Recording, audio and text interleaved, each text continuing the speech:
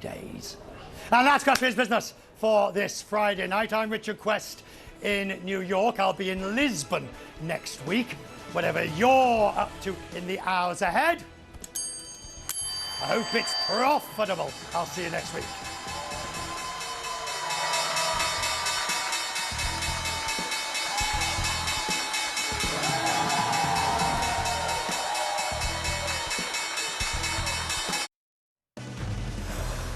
Yet another sign the cost of living won't be getting cheaper anytime soon. The lead starts right now. Turbulence on Wall Street as inflation hits a new 40-year high. The message from President Biden as he notes a sensitive spot in the supply chain. And making the case, the 7-part plan the January 6th committee says Donald Trump had to overthrow the government. Plus, Biden's business relationship with a country he labeled a pariah. Now his plans for a reset with Saudi Arabia, despite its record on human rights and the killing of Jamal Khashoggi.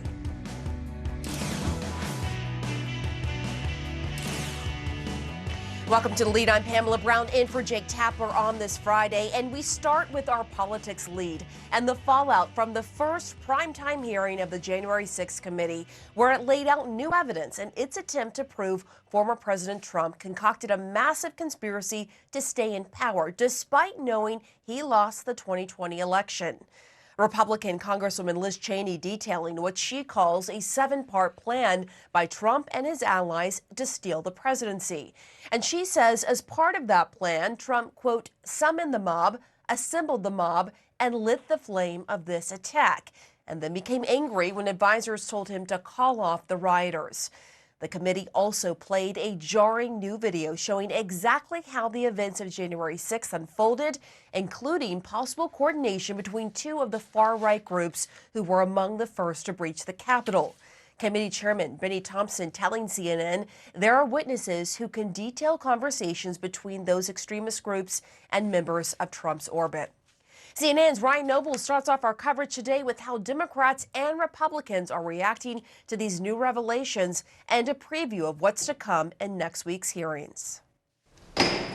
The January 6th Select Committee has begun to make its case that Donald Trump is to blame for what happened on January 6th, using the words of Trump's closest allies like Attorney General Bill Barr. I did not see evidence of fraud. And family members. I respect Attorney General Barr. So I accepted what he was saying. To lay the groundwork that Trump knew he lost the election, but told his supporters he won anyway. It's important to the American people to understand what truly happened. I tell you what, there's a lot going on. The committee planning for 7 public hearings in all. The second scheduled for Monday, the 13th, and the third on Wednesday, with a fourth to be held on Thursday, the 16th.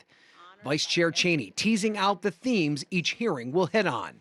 She says hearing 2 will show Trump's massive effort to spread false and fraudulent information about the election. The third will focus on how the former president, quote, corruptly planned to replace the attorney general. Then a hearing devoted to what the committee says was Trump's idea to get then Vice President Pence to refuse to count electoral votes for Biden. After that, testimony that Cheney says describes how Trump corruptly pressured state legislatures to hand him the presidency. And finally, hearing 6 and 7, zeroing in on how Trump summoned a violent mob to the Capitol that led to a deadly riot. All with the aim of convincing the American people of a conspiracy to overturn the election directed by Trump. It's a pretty simple story of a president who lost, who couldn't stand losing. Republicans like Congressman Jim Jordan, who was a focus of the investigation, attempting to downplay the committee's work. This was a partisan production put on by the former head of ABC News. I don't think we learned anything new. And Committee Chair Benny Thompson telling CNN the committee has a lot more to share. We have a number of witnesses who come forward that people have not talked to before that will document a lot of what was going on in the Trump orbit while all of this was occurring. And the impact of the violence on January 6th still being felt today. That day, it was just hours of hand-to-hand combat, hours of dealing with things that were way beyond any law enforcement officer has ever trained for. And among the revelations last night was one by the Vice Chair Liz Cheney, who claimed that there were members of Congress that sought pardons from the former president in January of 2021. Now, the CNN has already reported some of those names, but a new name revealed by the committee last night was Representative Scott Perry. Perry responded to that claim in a tweet today. He said the idea that he sought a pardon for himself or another member of Congress is a, quote, absolute, shameless, and soulless lie. Pam, the committee claims they have evidence of Perry's attempt to do so. We'll have to see if we see that evidence in the coming weeks. Yeah, that would be key. All right, Ryan Nobles on Capitol Hill, thank you.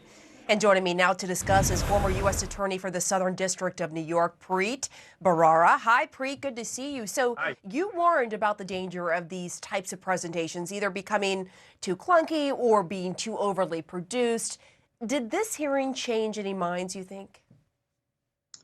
Well, I don't know. With respect to the production, there have been Republicans complaining that someone who used to be a news executive had some hand in this. I don't see what the issue is. In courtrooms all around the country, every day, the parties, and particularly the prosecutors in criminal cases, present their evidence. They have audio-visual aspects to the presentations. You weave together, documents, testimony, video, charts that are, put together in summary form. And it was very professional and crisp, didn't go over time. So I think the production was right on and well done and effective and compelling. Did it change any minds? Well, it depends on who was watching. I think there are a lot of people whose understanding of what happened on January 6th, and there'll be more of this, 6 more of these hearings, but for the people who watched the first episode, I think probably their concerns were reaffirmed. My worry is that there are lots and lots of people who didn't tune in because it's not being shown everywhere or their mind is already made up. And with respect to one of the things that was mentioned in the package that just aired a minute ago, where a Republican sort of dismissed what went on by saying that there was nothing new here. Number one, there was new material here. There was new evidence here, including new video. And the second thing is, I don't know what it means to say there's nothing new here if the original facts that have been known before are not accepted by that congressman and by other people. So for many, many people in the country, this stuff is new. Yeah. That's a really good point. And we're going to get to what was new in just a second. But first, I want to ask you about my colleague Evan Perez's reporting that Attorney General Merrick Garland and other Justice Department officials, they were watching the hearing last night to see what crimes the committee thinks it has uncovered. Did you see any home run evidence of a crime in this hearing? Well, so home run evidence, unless you consider the whole amalgam of things, the collection of things that we heard and some of the things that were previewed that we're going to hear in the future, all put together, I think there's a reasonable case that it constitutes a crime. A federal judge has already indicated in connection with the discovery dispute that there is more likely than not evidence that there were commissions of crimes here, including by the former president of the United States. And many, many legal experts have made that same observation, that there could possibly be sufficient evidence to prove beyond a reasonable doubt guilt with respect to conspiracy to defraud the United States or obstruction of an official proceeding, and depending on how much more evidence there is, maybe seditious conspiracy, which are charges that have already been brought against a number of people, many of whom were there that day and some of whom were not there that day. So I think the way prosecutors think about this, and I think the way the committee chairs think about this is it's piece of evidence by piece of evidence. You add it all together, and that gives you, I think, convictable proof.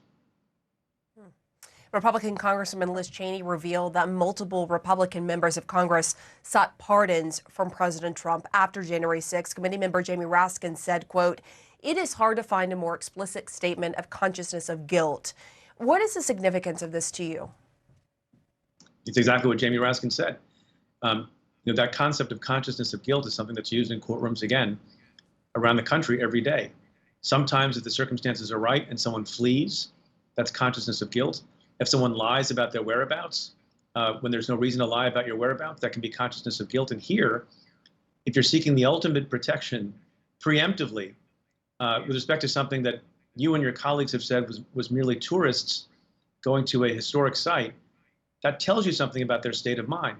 It's not proof beyond a reasonable doubt, but you add it to the list of other bits of evidence, and it shows you, if it's true, that these members of Congress were really concerned about their own behavior and thought that they might be prosecuted. What I think is also interesting here is, some of the stuff that Liz Cheney and others said, the chairman said last night, they brought it to us and they showed us video and they showed us evidence. Some of it they just previewed. It's a pretty concrete and significant thing she said about these pardons, and you have a complete, absolute blanket denial from Representative Perry. I'm really looking forward to seeing who has the right side of the evidence on that. Yeah, and you heard Ryan Noble say there is evidence. We'll have to wait and see if we see that evidence. I think that is an important part of this. But CNN reported even back then, I reported along with a couple of my colleagues, Caitlin Collins and Kevin Liptak, that there were several GOP congressmen reaching out to the White House seeking pardons. So, of course, when I heard that the congresswoman say that, I wasn't surprised at all because our understanding was back then it was happening. Other evidence they showed was this video testimony of people who were at the January 6th riot claiming they only went to the Capitol because Trump told them to. Let's listen. I did believe, that the election was being stolen, and Trump asked us to come. He personally asked for us to come to D.C. that day. And I thought, for everything he's done for us, if this is the only thing he's going to ask of me, I'll do it. I was there, and that's because he called me there, and he laid out what is happening in our government. How could this be used in a criminal case? Well, to the extent it can be shown that Donald Trump understood the effects of his words, and he used those words, and they were responded to in the way those witnesses just described, it goes to his state of mind, and it's not nothing. All right, Preet Bharara, thank you so much. And up next on this Friday, inflation hitting historic highs. What President Biden today calls his #1 priority may very well be his biggest liability. Plus, too dangerous to stay, but too poor to leave. Life on the front lines in Ukraine, where few even flinch when the blasts go off. And when sci-fi gets real, a robot outfitted with human skin cells. The must-see science coming up.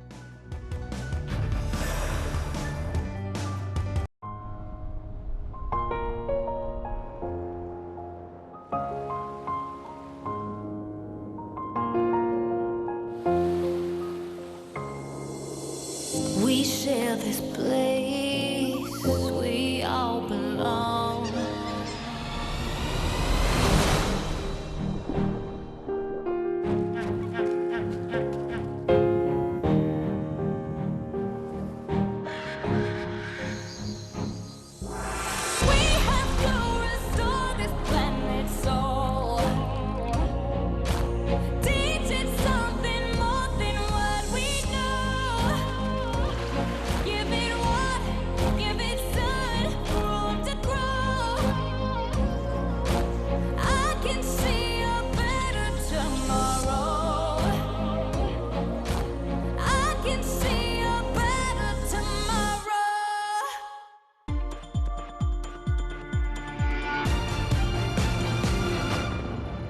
The data shows that the Caribbean and Latin America have some of the highest rates of sex crimes in the world, and sex crimes ties into human trafficking. My name is Jonathan Bagan. I'm based in Trinidad and Tobago. I'm an attorney at law and also chairman of the Caribbean Committee Against Sex Crimes. Say 10 years ago, it was said, even in my country, that nobody should speak out about human trafficking because they will come to get you, the mafia. Now that hundreds of people know about it and are speaking out against it, that darkness has been destroyed, and now we're bringing the issue into the light. Schools across Grenada, St. Lucia, St. Vincent and the Grenadines, Trinidad and Tobago, the students were really positive about it. They wrote poems, spoken word poems, they made videos. I've risen and believed. And those videos went on to the local media, onto the radio and television. On arrival, you are forced into captivity and a life of servitude. So the students were inspired to see their fellow students being connected to CNN International. A lot of kids now know the signs of human trafficking, what it is and how to avoid it. So we may have saved some lives. My Freedom Day helped raise awareness, educate children, and I hope it inspires politicians and the governments across the region to do more to stop this crime from happening. It's impactful and important, and we hope to do even better next year.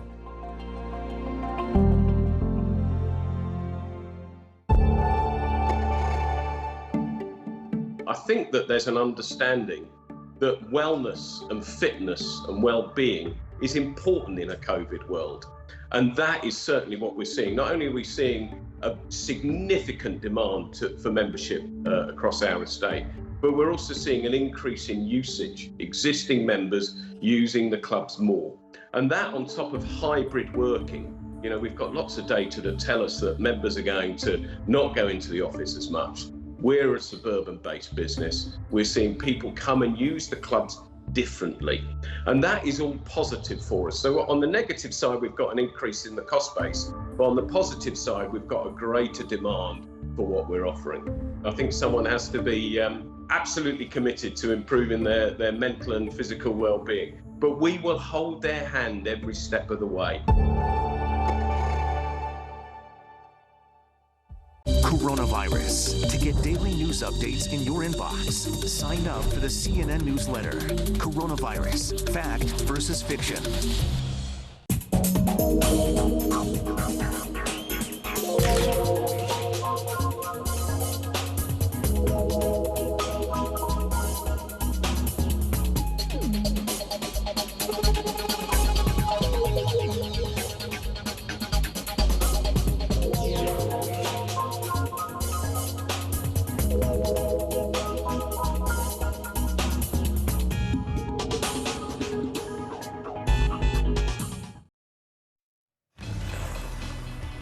In our money lead, the President Biden is blaming Russia's war in Ukraine for the painful inflation numbers today, now at 8.6%, according to May's Consumer Price Index. That is the biggest jump in prices in more than 40 years. As CNN's Caitlin Collins reports, President Biden says bringing prices down is his top economic priority. I understand Americans are anxious, and they're anxious for good reason. President Biden staring down a massive political liability. Make no mistake about it. I understand inflation is a real challenge to American families. New data shows consumer prices soared last month, sending inflation climbing 8.6% from last year, the highest since 1981. Biden delivering the bad news today after predicting 6 months ago that the inflation crisis had hit its peak. I think you'll see it change sooner than quicker, than more rapidly than it will take than most people think. Prices are now higher for everything from food, fuel, rent to used cars, as Biden officials say that taming inflation is their highest priority. We are open to ideas. Again, some of them require working with Congress. The president is focused on lowering costs for families. But those same officials say that the bulk of the response will fall to the Federal Reserve, as Friday's numbers only offer more reason for the central bank to continue raising interest rates. As part of his plan, I know this doesn't sound like a plan, but first and foremost, he respects the independence of the Federal Reserve. The troubling figures could spell doom for Democrats in the upcoming midterm elections this November, as Biden lashed out at Republicans, shipping conglomerates, Russian President Putin, and oil companies today. Exxon made more money than God this year. A new poll shows that only 28% of U.S. adults approve of Biden's handling of the economy. And Pam, obviously higher gas prices makes people think about summer travel. We do have a bit of news today, which is that the CDC is going to lift its requirement to have a negative COVID-19 test to get into the United States. That's something that's been in place since January 2021, and we're told that they're going to reevaluate it every 90 days to make sure that no troubling new variants have emerged or anything like that. But it will be some welcome news for the travel industry, which has advocated for that. It goes into effect tomorrow night at midnight. All right, quickly. All right, Caitlin Collins, thank you so much.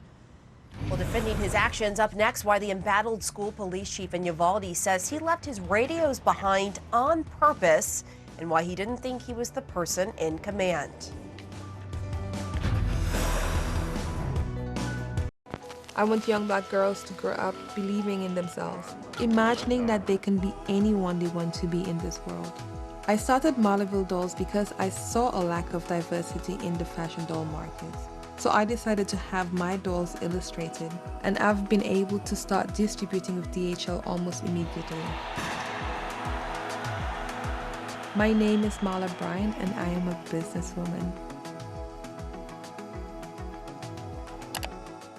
I'm Matthew Chance in Kyiv, and this is CNN.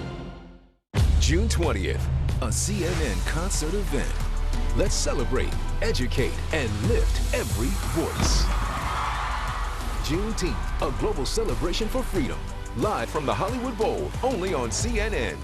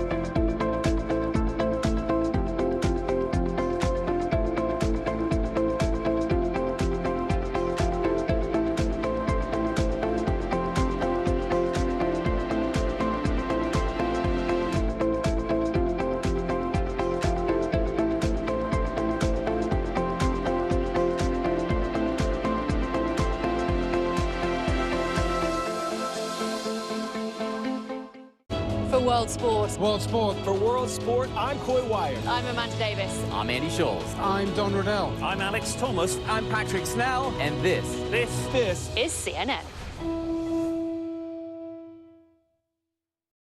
The world's biggest business stories. From every corner of the globe. Marketplace Africa, Asia, Europe, and Middle East. He's interviewed 5 U.S. presidents, authored 7 books, and has an independent voice that resonates. What happened to when we were united against a common enemy? He's raw, unique, and one of America's most important talk show hosts. Watch Smerconish, Saturday on CNN.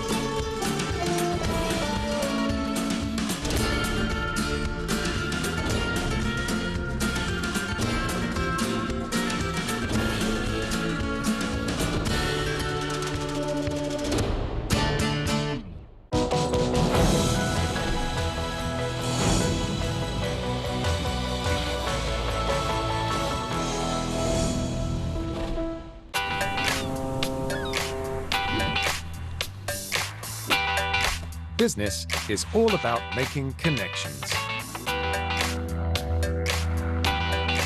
But some connections are easier to make than others. With a CNN partner hotel, the world is always at your fingertips.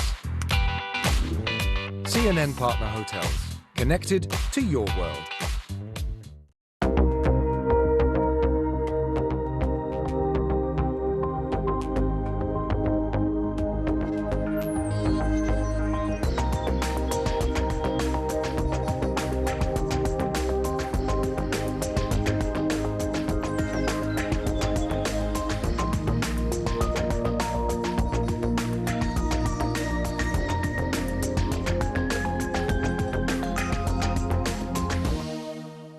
This is CNN. More people get their news from CNN than any other news source. In our national lead, embattled Uvalde School Police Chief Pete Arredondo is now defending the more than hour-long delay in confronting the gunman who killed 19 children and 2 teachers. Chief Arredondo told the Texas Tribune he never considered himself the scene's incident commander and denies he halted attempts to enter the room and take down the shooter. But as CNN's Omar Jimenez reports from Uvalde, families of the victims are struggling to reconcile the many conflicting accounts. Desperately trying to find a key to open the door, leaving his police radios behind so they wouldn't slow him down or give his location away.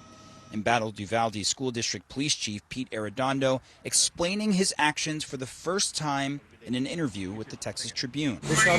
He said he wasn't aware of the 911 calls coming from inside the classrooms at Robb Elementary School through dispatch, unable to hear those desperate calls for help from the children.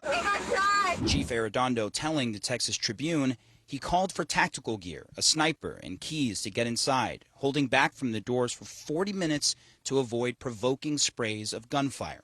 According to the article, he also said officers couldn't enter the steel-reinforced door without a key, and he tried dozens of keys before finding the right one. Each time I tried a key, I was just praying.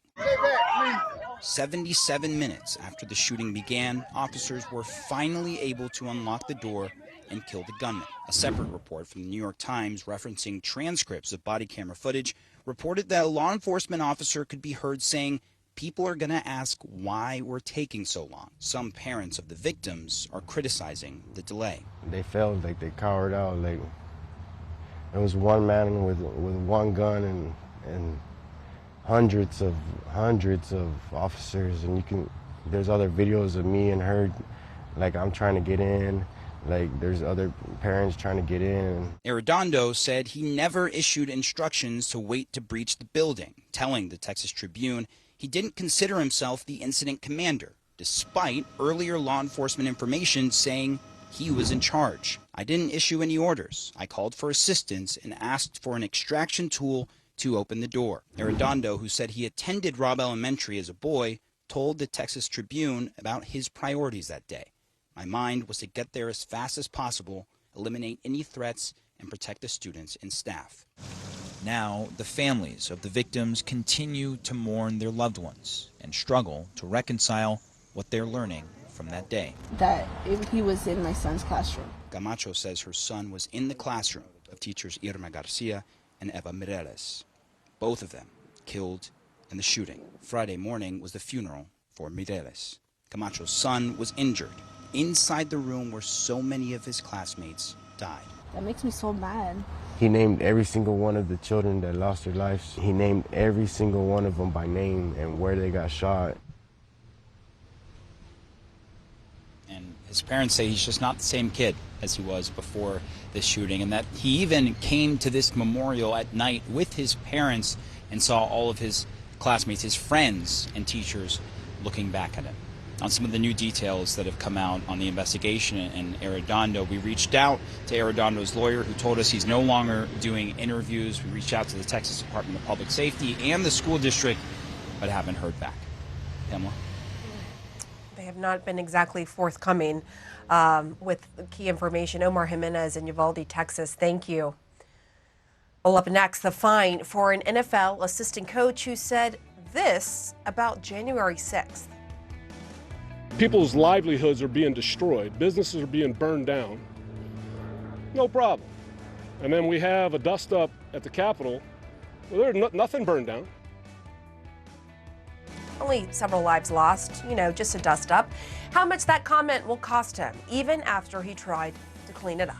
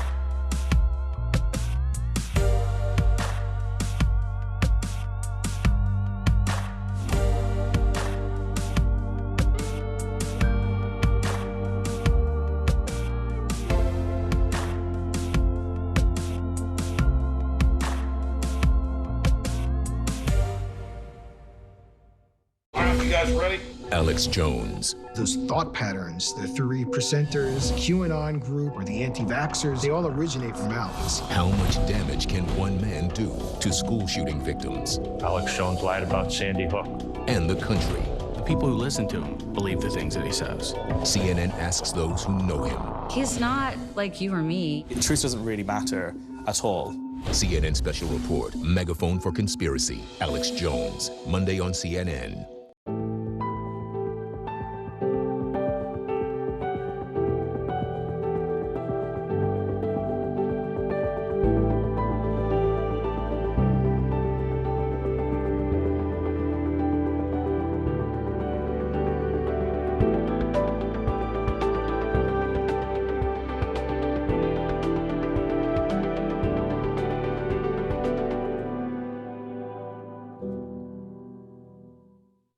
I'm Salma Abdulaziz in Kyiv, and this is CNN.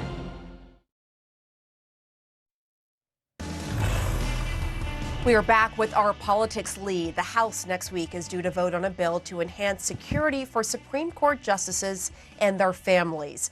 This comes in the wake of the arrest this week of an armed man near Justice Brett Kavanaugh's home who told police he was targeting the justice.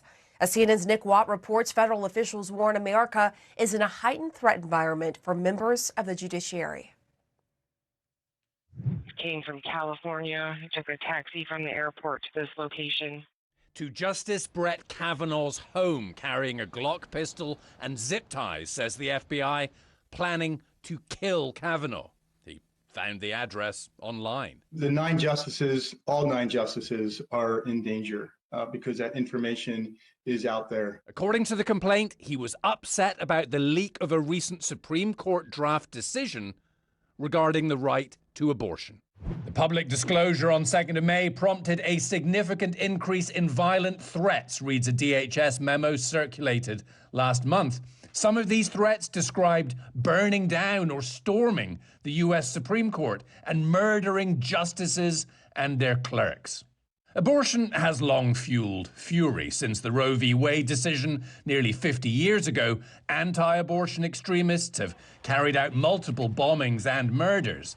Now, the DHS, since the leak of that draft opinion that could overturn Roe v. Wade, also fears pro-abortion rights extremist violence.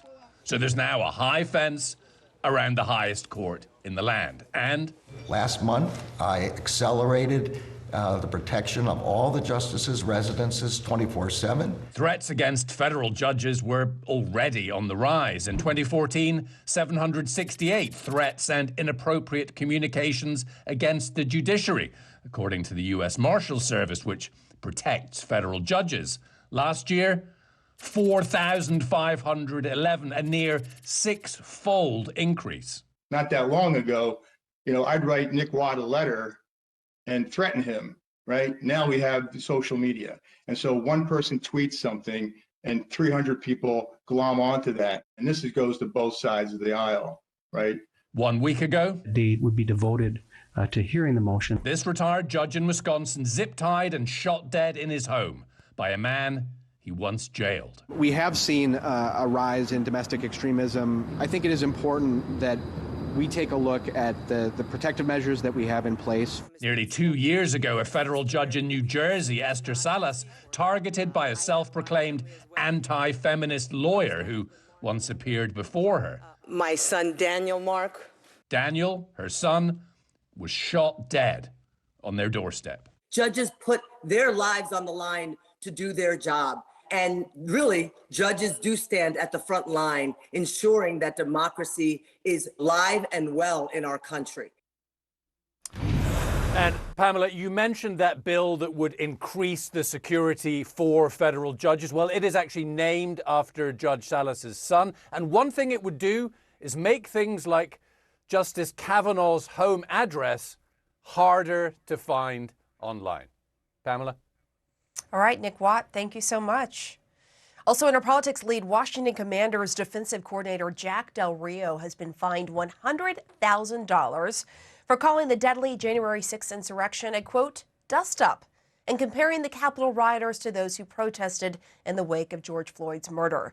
Let's get right to CNN's Abby Phillip and the Washington Post's Leanne Caldwell. All right, to you first, Abby. Del Rio walked back those comments, but the team's head coach brought up last night's hearings when explaining why Del Rio was being punished and said, it is clear January 6th was an act of domestic terrorism. What do you make of this? Look, it's not that hard to understand the difference between, people protesting police violence and using violence in the streets, which is actually not something that is new. I mean, there have been riots on, as a result of protests or riots just in general in this country for a long time. But the first time that we ever had a riot on the Capitol in an effort to stop the peaceful transfer of power happened on January 6th. That's a very different thing. And so I think that is, that comparison is actually pretty common on the right, particularly in right-wing media. So it doesn't surprise me that presumptively, this individual is very fluent in that kind of propaganda and is repeating it. And that's what a lot of Americans believe right now at the moment.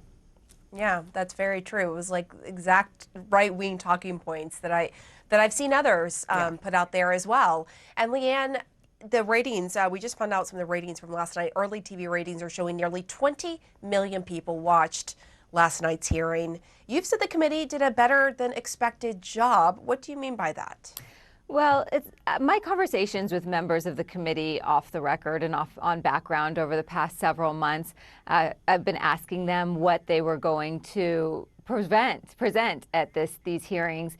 And they really lowered expectations they throughout these last few months. And so I really didn't have high expectations, especially given the high task, the tall order that they had to try to present to the American public, an American public that is very hardened in their positions right now. But I think last night what they did is they gave a very good overview of what the next month of hearings are going to be. And what they did is they, right off the bat, they said, Donald Trump was told over and over again by people who worked for him, people who were close to him, that he lost the election. And despite that, he continued to move forward with this scheme.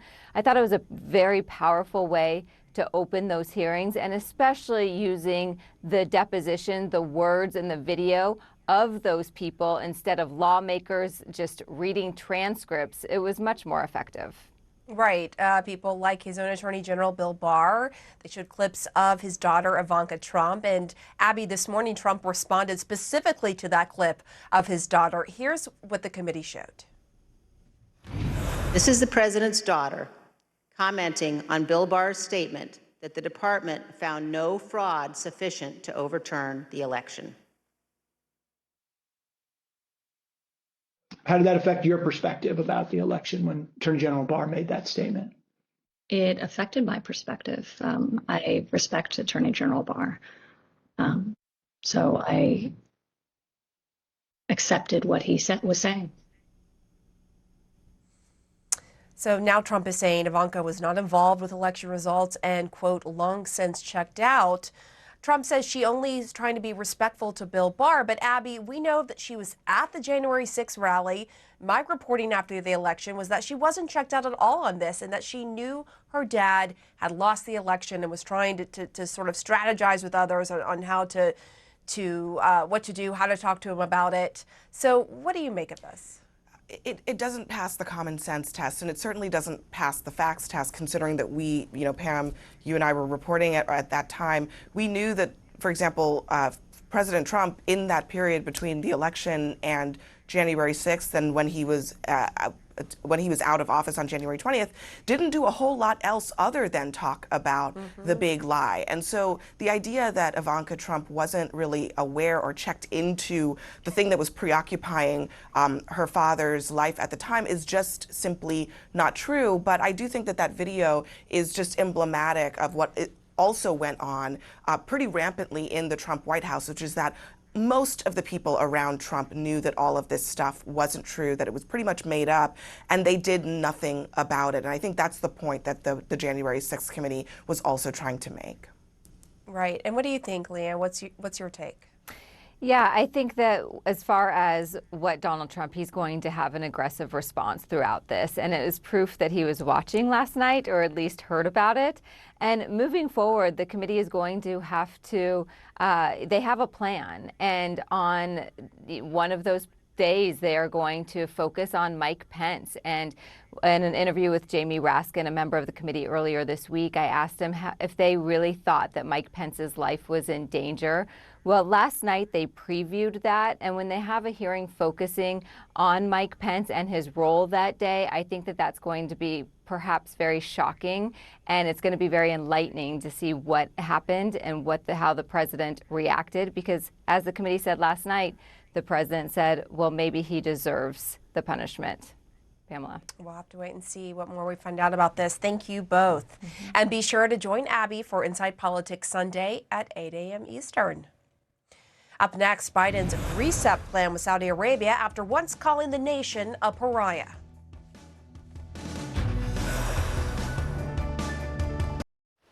Egypt is developing a sustainable and inclusive transportation network to improve mobility across the country. By ensuring affordability and accessibility to public transport systems, and reducing carbon emissions. It is responsibly connecting communities like never before. On Culinary Journeys, meet Japan's Natsuko Shoji, a chef earning rave reviews. Inspired by art, she is a rising star in French cuisine and in an industry where men dominate. See how she overcame life's challenges despite the odds and is now paving the way for a new generation. Culinary Journeys, Sunday on CNN, in association with Ajinomoto. Our mission here at CNN and journalists, the news comes first. That's when your heart beats a little bit faster. More breaking news that we are following right now. You really work as hard as you can, getting the facts. We're learning more about our alleged plot. It is critically important. To our viewers in the United States and around the world, welcome to the Situation Room. We have breaking news.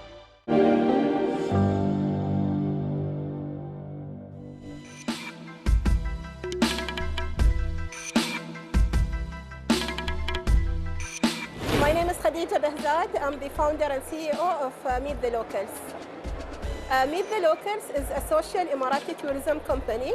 We are specialized in Emirati culture. We design and deliver authentic Emirati experiences.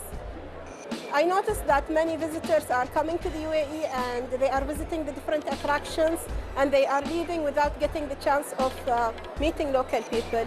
We as locals or Emiratis in the UAE, we are only 10 to 11% of the total population. Locals can give deeper information about the culture, so tourists will get the information from the source. It's important for us to create such programs in order to interact with expats, whether they are tourists or residents. Today, we live in an unpredictable environment, and news races around the world at breakneck speed. The missile struck right here. What is your interpretation of Putin's intention? My show brings you the latest news and top news makers. What does President Putin think he has achieved in Ukraine to date? We just want to say stop to Vladimir Putin. And we also dive below the headlines to explore vital issues impacting our lives. What are you looking at for the future with these additional formations that you've talked about, and where? What are the UN and other countries doing for you? Is it enough? It's crucial we make sense of what's happening. We are doing this for our very survival. What do you think a peace or a ceasefire or an end to this looks like? And fully understand what's at stake. We have will, we have guts, and we are fighting like hell. Amanpour, weeknights on CNN. We're here now at the home of one of the FSB team, and my name's Clarissa Ward. I work for CNN. Was it your team that poisoned Navalny? It's just been a chaotic scene here.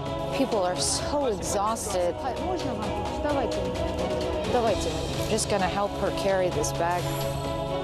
We were just in the hospital. It was shocking. Why do you think India has been hit so badly?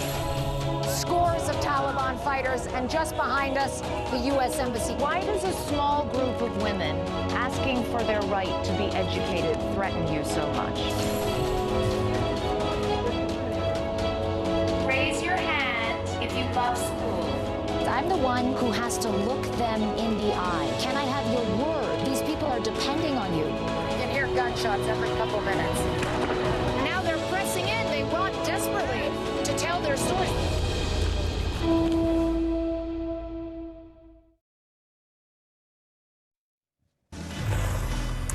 Turning now to our world lead, a dramatic about-face for President Biden. Senior U.S. officials telling CNN the president wants to reset the U.S. relationship with Saudi Arabia by effectively moving on from the 2018 murder of Washington Post columnist Jamal Khashoggi.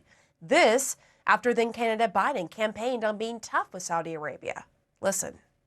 We were going to, in fact, make them pay the price and make them, in fact, the pariah that they are. There's very little social redeeming value in the present government in Saudi Arabia. Let's bring in CNN's Natasha Bertrand. Natasha, is this really just about convincing Saudi Arabia to lower global oil prices?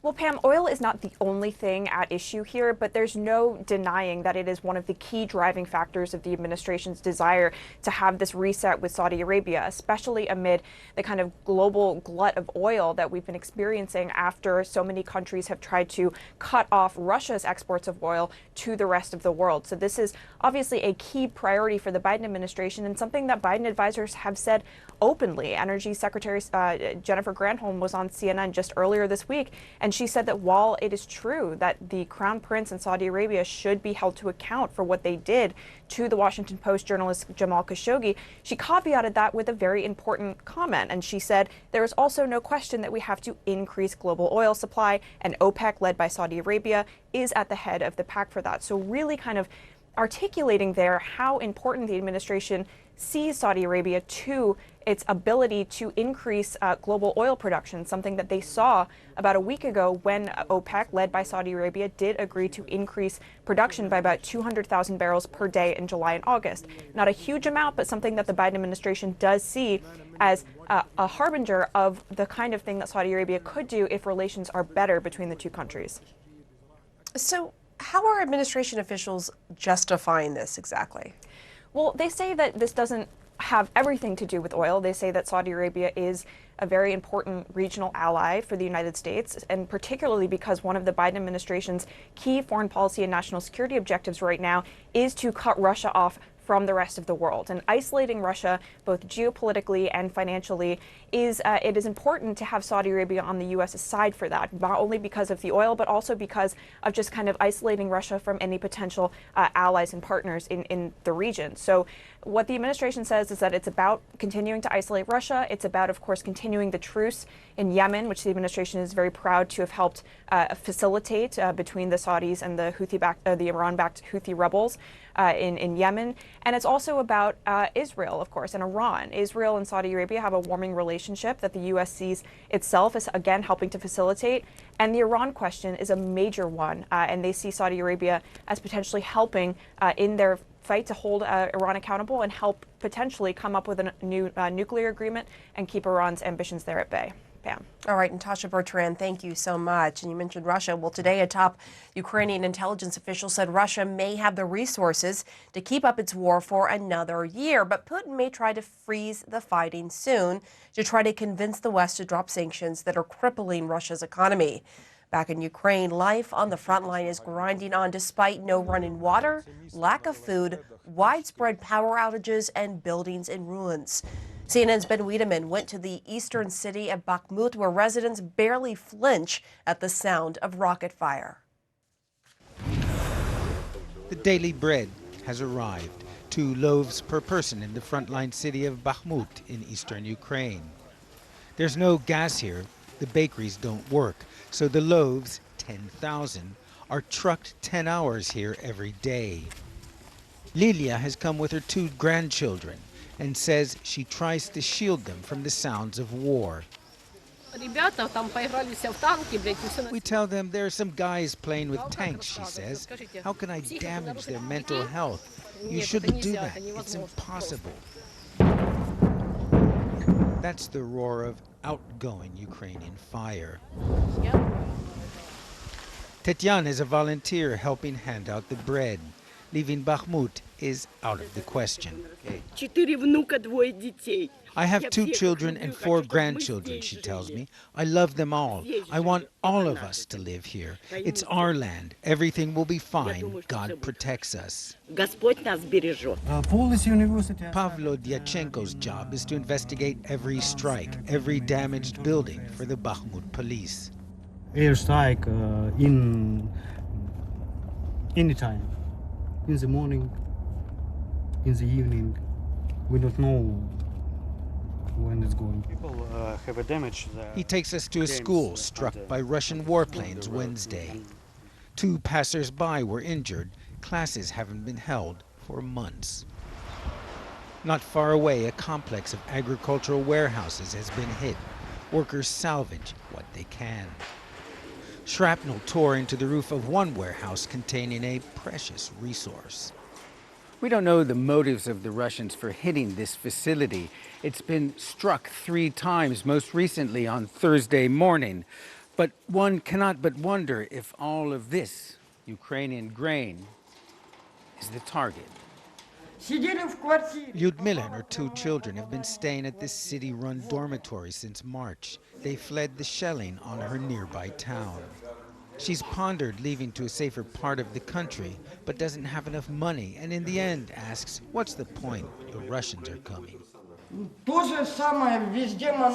It's the same everywhere, she says. When they, the Russians she means, are done here, they'll go further. Yet others aren't so fatalistic, reminded as they wait for the bus out of the city why they should go. Igor, a beekeeper in peacetime, is leaving with his cat, Simon Simyonich. I left everything here, he says, my bees and my house with all my belongings. They load their bags on the bus and go. And of course, that high morale we saw among Ukrainians after they were able to push the Russians back from the capital, Kyiv, is starting to disappear as reality is becoming to bite in terms of just the intensity of Russia's artillery bombardment of eastern Ukraine. Pamela? Ben Wiedemann in Ukraine. Thank you very much, Ben. Well, Flashback Friday, or should we say Fleshback Friday for this one. See the robots with human skin bringing movies like Blade Runner and Terminator to real life.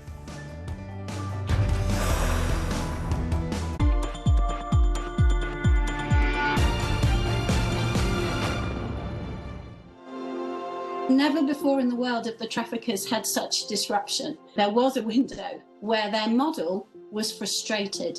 So I think we are on a massive moment of opportunity that we can't miss. Stop the Traffic is a global organisation that fights to